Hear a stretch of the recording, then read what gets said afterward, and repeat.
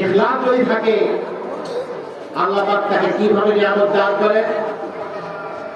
ইবনে আকিল নামে এক যুবক, অবিবাহিত যুবক, হজ করতে গিয়েছে। কি করতে গিয়েছে ভাই?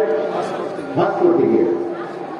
হজ করতে গিয়ে বাইতুল্লাহ শরীফ ওয়াক করতেছে, হঠাৎ করে তার পায়ের কাছে দেখে একটা মহামূল্যবান স্বর্ণের হার।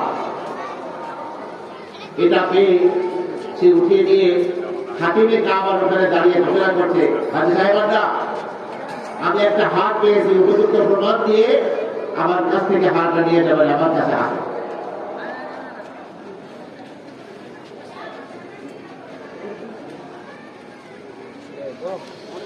আমার প্রিয় ভাইরা, তখন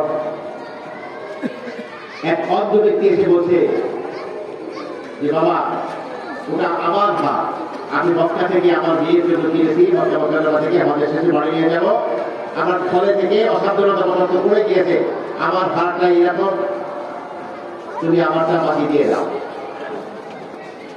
অন্ধ ব্যক্তিকে এই ইবনে আকিল নামক যুবক হার দিয়ে দিল। মনে মনে তওয়াব করতেছে আর বলতেছে, আল্লাহ আমার একটা সুন্দরী মেয়ে যার জন্য আমি হাতটা কিনলাম, এই আমানতদার যুবকটা এই হাতটা দিয়ে দিল, আল্লাহ তুমি এরকম আমানতদার একটা ছেলেকে আমার মেয়ের জন্য তুমি জামাই হিসাবে আমাকে দিয়ে দিল। আল্লাহর কাছে দোয়া করতে করতে যে দোয়া করে না, সেই দোয়া কবুল হয়।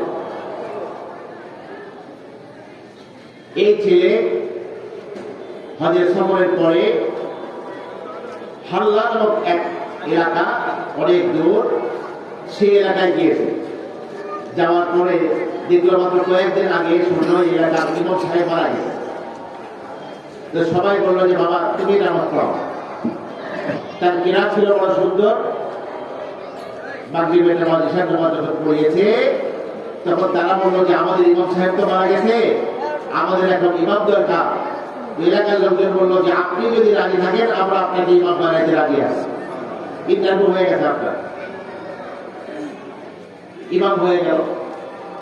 ইমাম হয়ে যাওয়ার পরে মুসল্লিরা এবার বললো যে আগের ইমাম সাহেবের একটা সুন্দরী মেয়ে আছে, তুমি তো বাবা বিবাহ যদি করো নাই, তুমি যদি রাজি থাকো তাহলে ওই মেয়েটার সাথে আমরা তোমাকে বিবাহ দিতে পারি।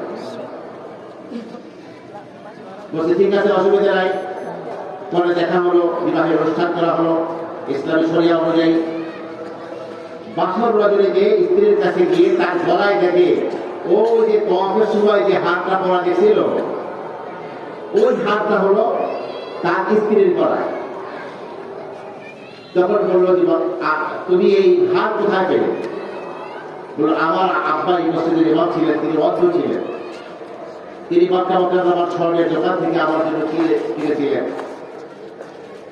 বসে তাই তো, এই হারটা তো তোমার আব্বা হারিয়ে ফেলেছিল, তোমার আব্বা বলেছে? বলছে হ্যাঁ বলেছে। এক যুবক পেয়ে আব্বার হাতে হারটা দিয়েছে। বলছে সেই যুবক ভাব আমি। বলছে আপনি হার পূজায় বসে, আর আমার বাবা কি দোয়া করতে জানে? আমার বাবা দোয়া করছিল, আল্লাহ ওরকম আমানতদার একটা ছেলেকে তুমি আমার জামাই হিসেবে মিলিয়ে দিও। আল্লাহ তাআলা আমার আব্বার দোয়াও কবুল করছেন, আপনার দোয়াও কবুল করেছেন। সেই হার এখন যেটাকে আপনি হারের মালিককে বুঝিয়ে দিয়েছিলেন, আপনার স্ত্রীর গলায় সেই হারটা এখন শোভা পায়।